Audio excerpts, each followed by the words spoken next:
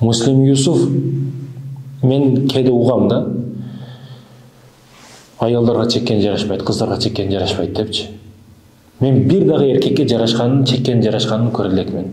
Чегүү, тамеки тартуу, чымын чегүү бир эркекке дагы, аялга дагы, мусулманга эч кимге жарашпайт. Чындыгында бул эч кимге жактырылбаган маселе да.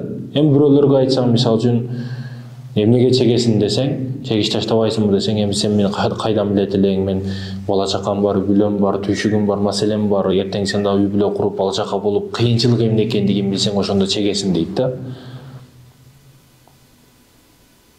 Бала чака бир эле сизде эмес. Күйөөсү өтүп калып, күйөөсү өлгөндөн кийин 5 баласын, 7 баласын жесир калып багып жаткан аялдар бар. Аллах алардан разы болсун. Алар чегип ичип кеткен жок. Бирөөлөрдүн полун жууп бар жерде иштеп, бала чакасын ак эмгеги менен багып атат. Бирок алар чегип ичкен жок го.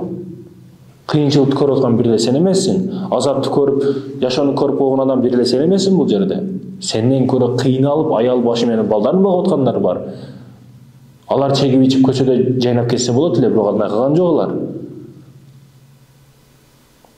Чындыгында ошондой эмеспи? Эми сен чеккен түшүнөт, кыйынчылык көрө элексиң, бала чаканын элигин билсең, анан кийин чегесиң дейт да. Жок. Чекпейм деген адам бул жерде бар адам эч качан чекпейт. Чегиш таштайм деген адам бул жерде бар адам таштайт чындап. Анан несени шылтоо кыла берет.